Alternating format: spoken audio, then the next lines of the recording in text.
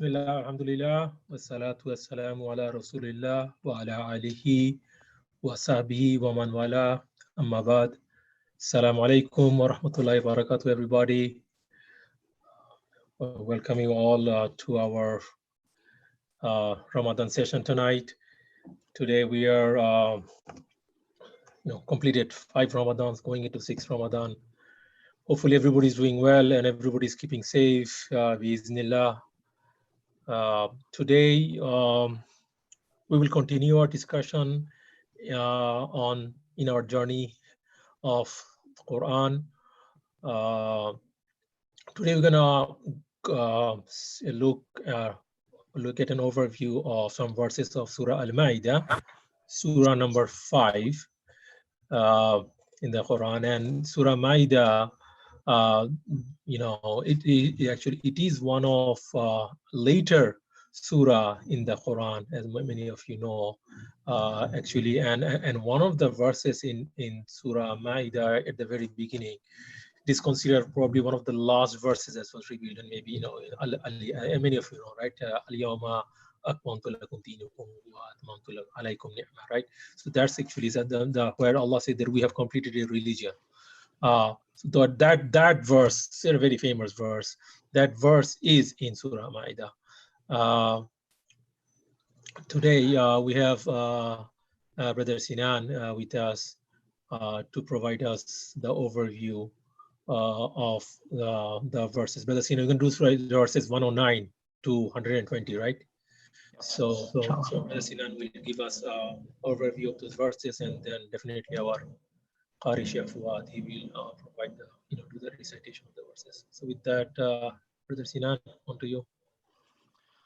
Bismillah ar-Rahman ar-Rahim. Alhamdulillah Rabbil Alameen. Wassalatu wassalamu ala Rasulillah wa ala alihi wa ashabihi ajma'een. Assalamu alaikum, everybody. Inshallah, as Brother Anwar mentioned, we'll discuss Surah Ma'idah. And tonight, inshallah, Sheikh Fouad will recite from ayah 109 to the end of the surah.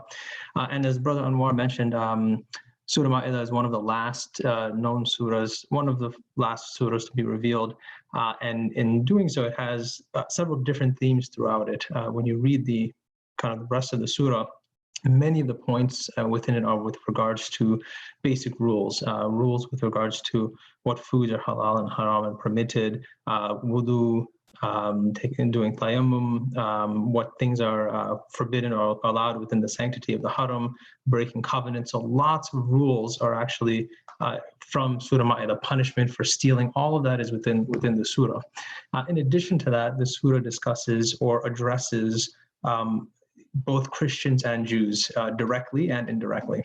And sort of the last few ayahs here are in kind of addressing the Christians, and starts with addressing Isa alayhi salam.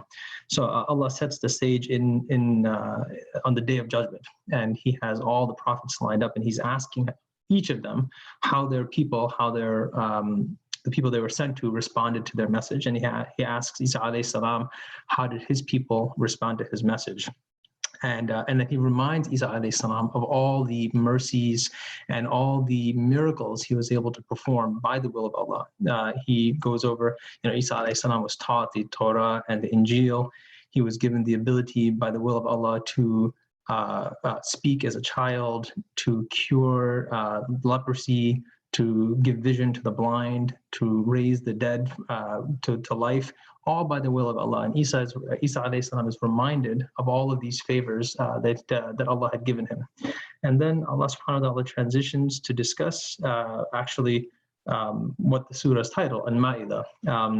So what Ma'idah is essentially a table with a feast on it. So a laid out, like, amazing table with a feast on it. And in these verses, we're told that the companions, the disciples of Isa alayhi salam, had asked him, and in some of the tafsir they say they were hungry and they were not well off, and they had asked him for al-Maidah. They had asked him for this table spread from Allah subhanahu wa ta'ala. And he was reluctant to do so, and knowing that with such a bounty comes a responsibility, Isa alayhi salam said, really just have taqwa in Allah. But they asked, and they persisted and stated, please ask Allah for this Maidah so we can have the nourishment to continue our worship, so that we can see his miracles. So in the subsequent verses, Isa alayhi salam makes a dua to Allah and asks Allah subhanahu wa ta'ala to send down this Maidah as a mercy and as a blessing to him and to his disciples. So Allah responds and says, I will send it down, but know that once it comes down, those who reject will have a severe punishment, right? Because now he's saying that I'm going to send down this miracle, a table from heaven with the food and bounty of it, for food for all of his disciples to eat to their fill. And it's a miraculous thing. Now, when some miracle like that comes down, to then reject it is a much graver process. So Allah subhanahu wa ta'ala says that once this comes down, anyone who rejects it will have a much larger punishment. So that's the title of the surah, Surah Maidah, and that's what it's in reference to, is this table spread that comes down to the disciples of Isa alayhi salam. From there, Allah then goes back and he asks Isa alayhi salam, did you in fact tell your people to worship you and to worship your mother, to worship the two of you? And Isa alayhi salam, of course, says, I wouldn't do anything I wasn't told to do. I told my people to worship you and you alone. And Allah says, from that, those who are truthful, those who, maintain the truth and are sincere in their belief will still enjoy the benefits of Jannah, inshallah. And finally, he ends the verse with a declaration of his kingdom and reign over over everything in the universe. So this, as I read through these ayahs, and many of the ayahs in Surah Maidah are actually directly towards the Christians and Jews for them to reflect on as well. But of course, there's insight for all of us to gain. And in this verse where the people of the disciples of Isa alayhi salam asked for and received an amazing bounty from heaven, and you can imagine, quite literally a table coming from the heavens with food from the heavens for his disciples as they had asked for. What kind of a miracle that is. And so I kind of thinking of what's been going on the past few months, in our lives, and over the past several months, much of our lives have been upended, right? So obviously going through this global pandemic, one of the things you realize is that until you lose something, you don't realize what kind of mercies Allah has given us, right? So our health is one of those things we take for granted, and it's preserved. And all of a sudden, the entire world has had to look on that and realize how frail our health is, right? What a miracle it is that Allah preserves the health of billions of people in the world at all times, right? And so, something, an organism that's not even considered to be a living organism has upended and completely put the brakes on the entire world. When that happens, you realize how something so small and insignificant and not even living can impact us, and how, in fact, the miracle is that Allah is preserving us and giving us this health and giving us all these bounties, and we don't even recognize it. We don't recognize the dangers that are kind of out in our environment at all times, and yet he's able to preserve that. And so now, as these weeks, have gone on, and now it's been 2 or 3 months that we've been dealing with this pandemic, we start to hear kind of murmurs or rumblings of things getting better, hopefully improving, and returning to some semblance of normalcy.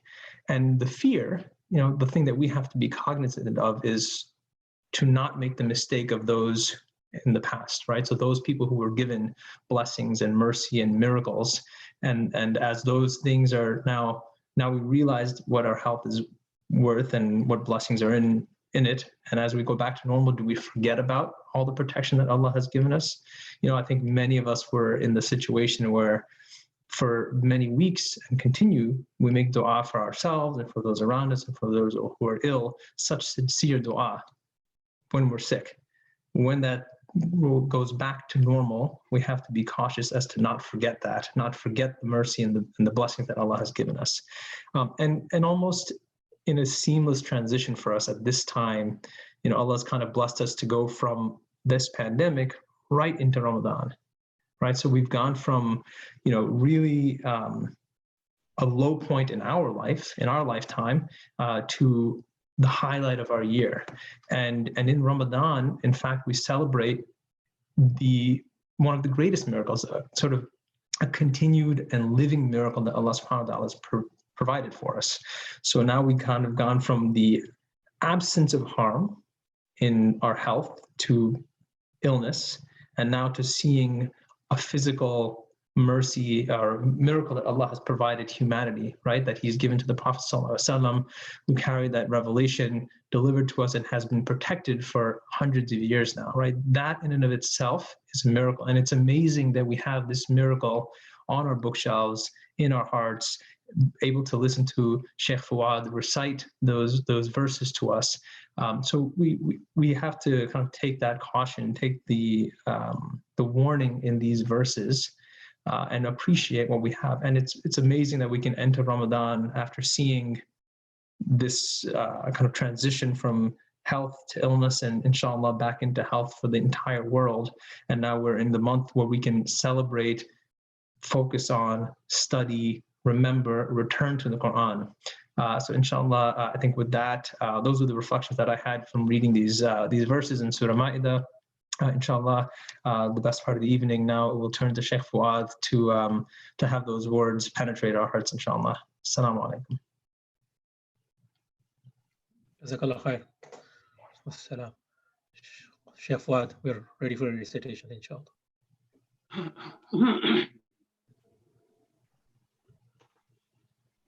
أعوذ بالله من الشيطان الرجيم.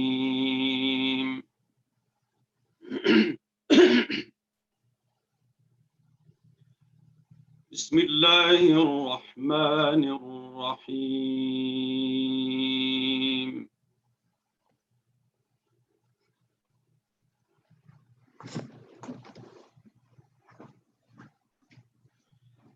يوم يجمع الله الرسل فيقول ماذا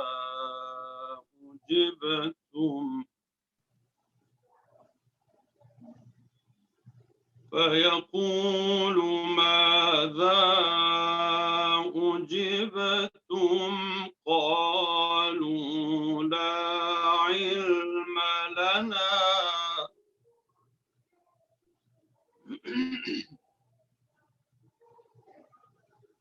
إنك أنت علام الغيوب.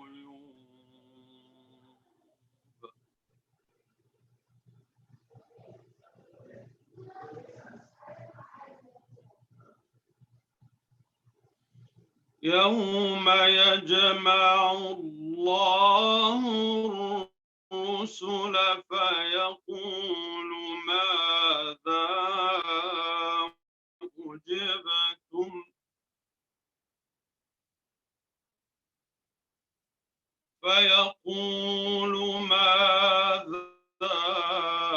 أجبتم قالوا لا علم لنا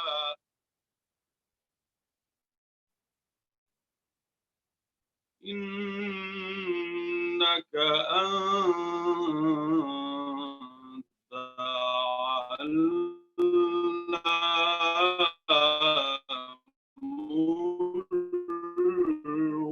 الغيوب.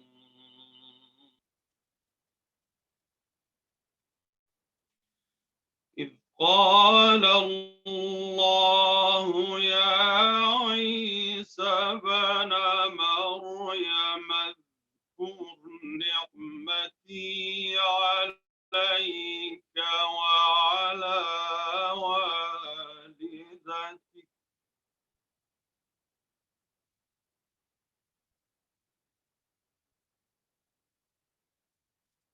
اذكر نعمتي عليك وعلى والدتك إذ أيدتك بروح القدس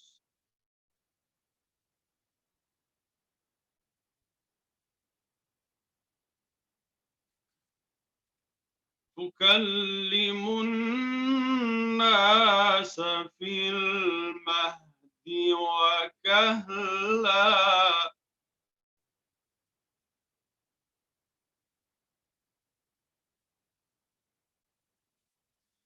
وإذ علمتك الكتاب والحكمة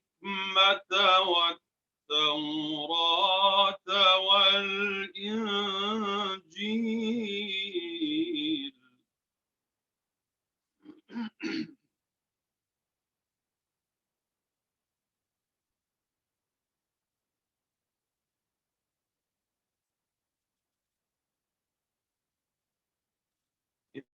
قال الله يا عيسى ابن مريم اذكر نعمتي عليك وعلى والدتك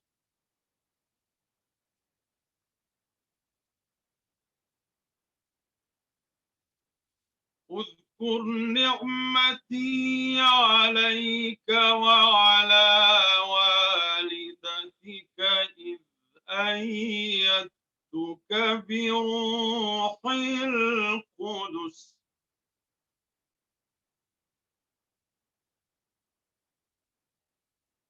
تكلم الناس في المهد وكهلا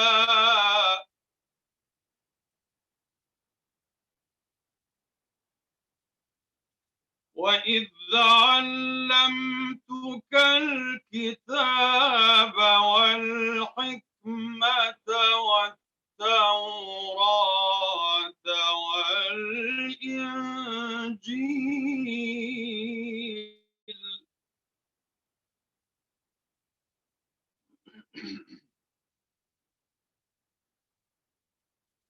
وإذ علمتك الكتاب والحكمة والتوراة والإنجيل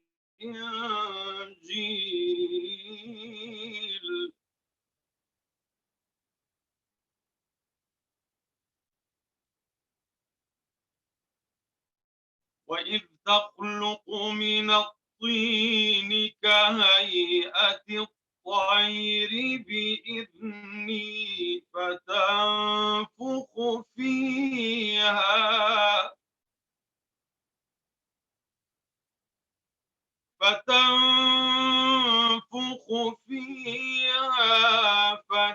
فتكون طيرا بإذني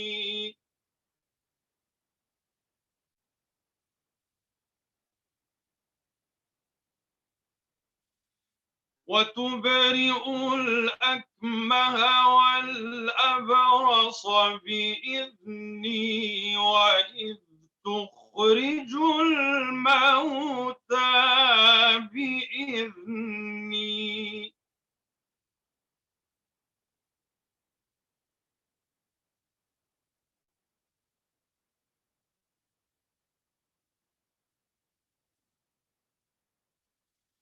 وإذ كففت بني إسرائيل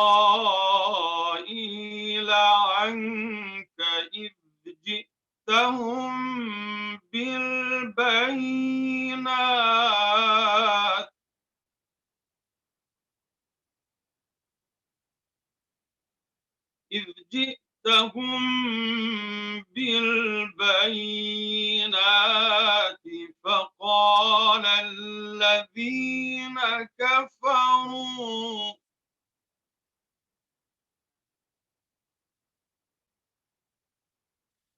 فقال الذين كفروا منهم إن هذا إلا سحر مبين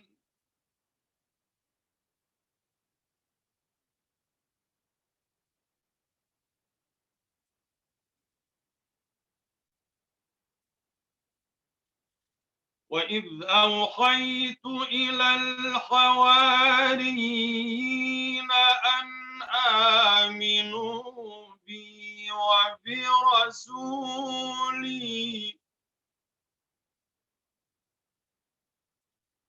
قالوا آمنا واشهد بأننا مسلمون.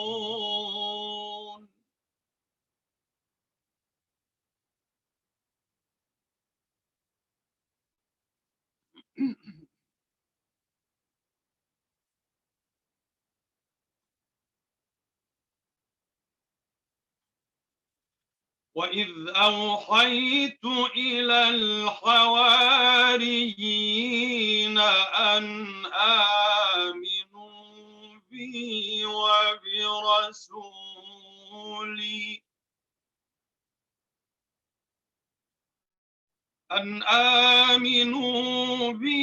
وبرسولي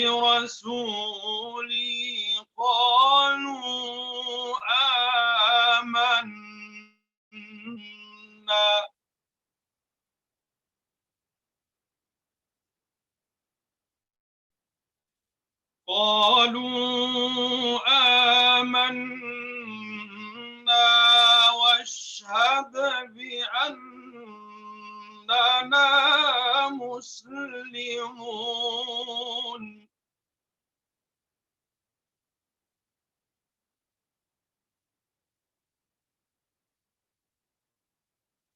إذ قال الحواريون يا عيسى ابن مريم هل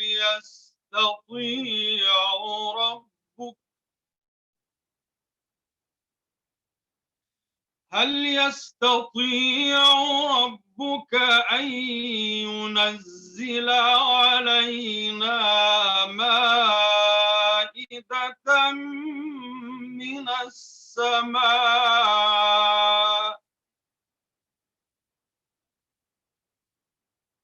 قال اتقوا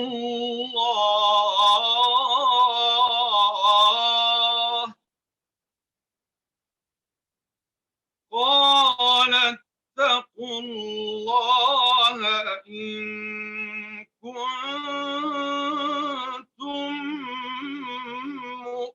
مؤمنين.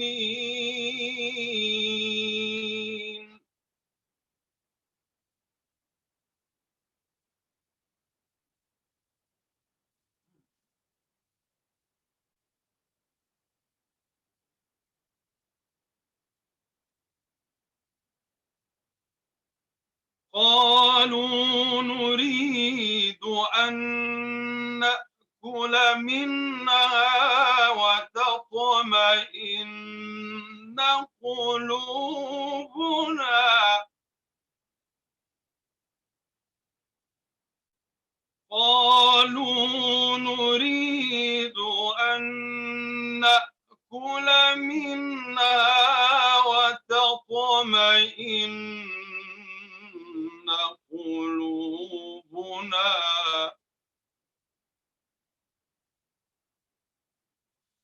وتطمئن قلوبنا ونعلم أن قد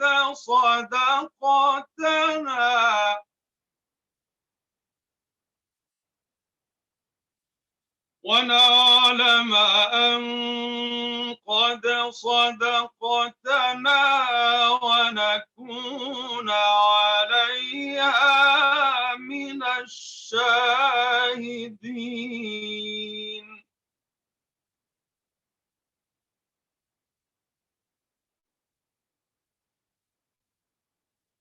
قال عيسى ابن مريم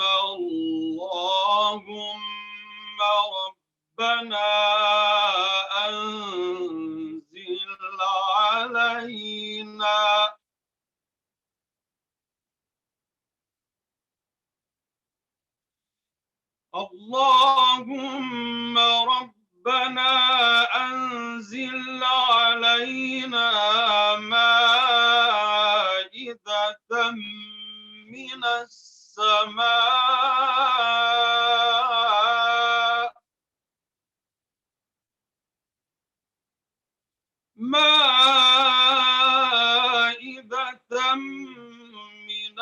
السماء تكون لنا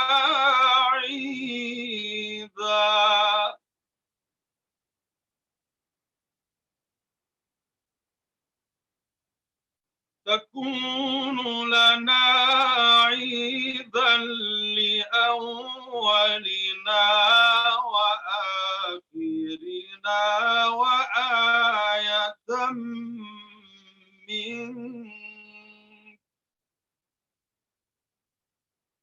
وارزقنا وأنت خير الرازقين.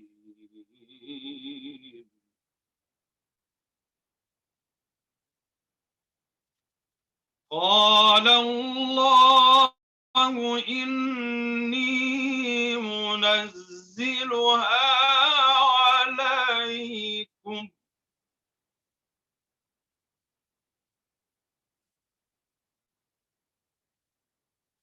فمن يكفر بعد منكم فإني أعذبه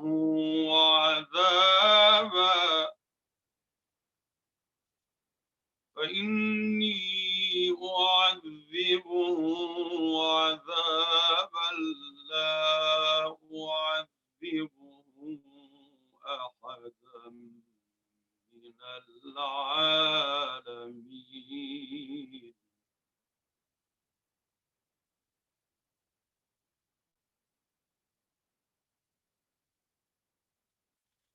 وإذ قال الله يا عيسى ابن مريم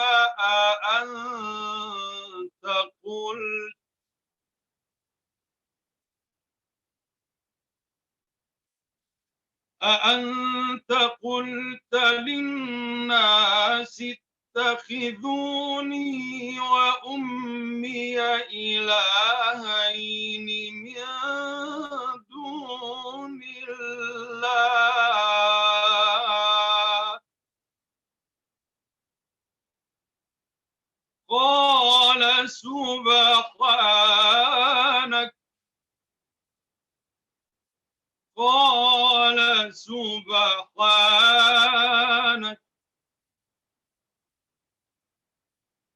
قال سبحانك ما يكون لي أن أقول ما ليس لي بحق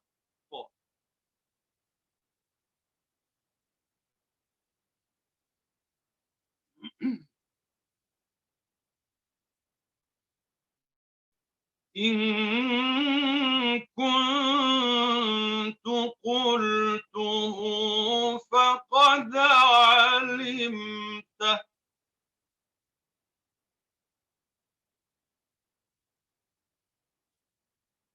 قال سبحانك ما يكون لي أن أقول ما ليس لي بحق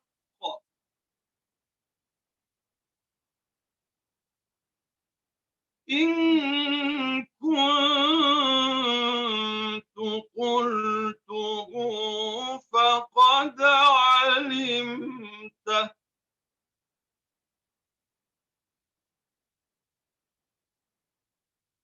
تعلم ما في نفسي ولا أعلم ما في نفسك إنك أنت علام الغيوب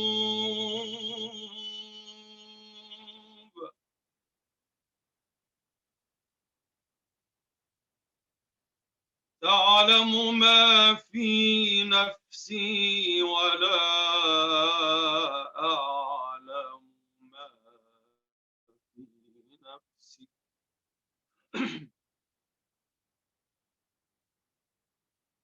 إنك أنت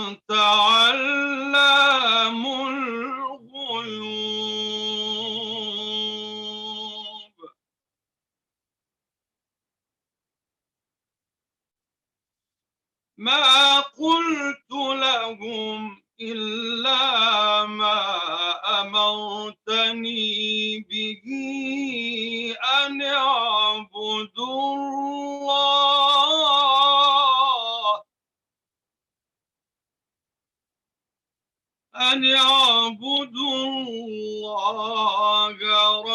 ربي وربكم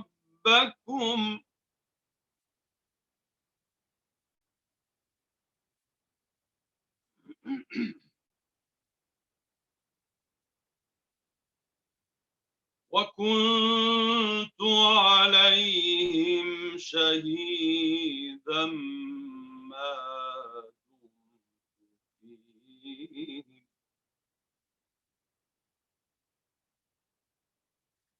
فلما توفيتني كنت أنت الرقيب عليهم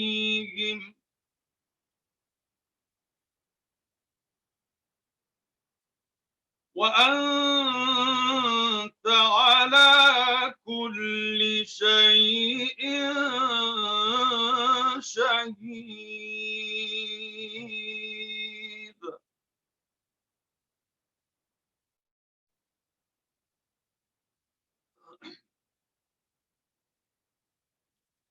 إن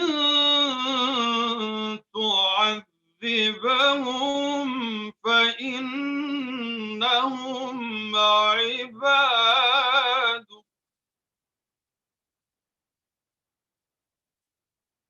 إن تعذبهم فإنهم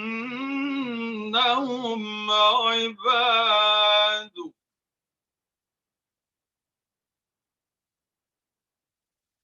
وإن تغفر لهم فإنك أنت العزيز الحكيم قال الله هذا يوم ينفع الصادقين صدقهم لهم جنات تجري من تحتها الأنهار خالدين فيها أبدا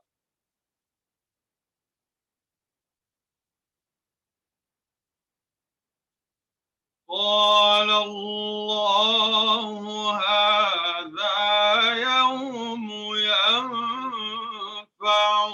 الصادقين صدقهم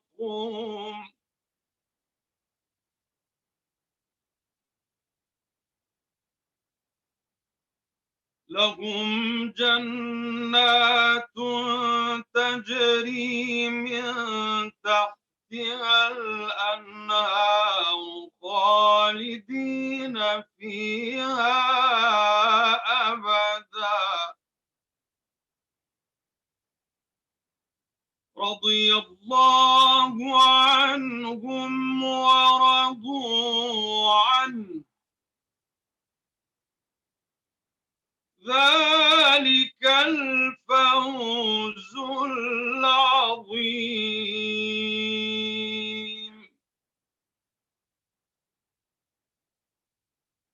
لله ملك السماوات والأرض وما فيهن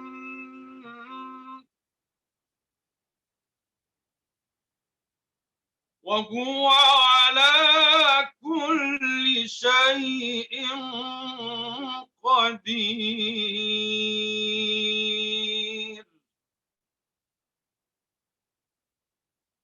لله ملك السماوات والأرض وما فيهن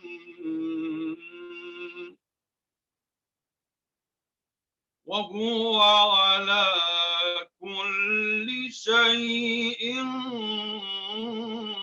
قدير. صدق الله العظيم. صدق الله العظيم. جزاك الله khair. Sheikh Fouad, inshallah, if you make a dua for all of us.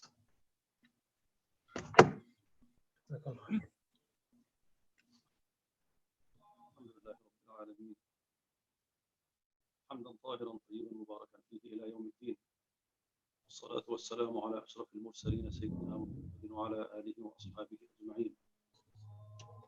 ربنا تقبل منا إنك أنت السميع Little العليم. louder, Sheikh, we can.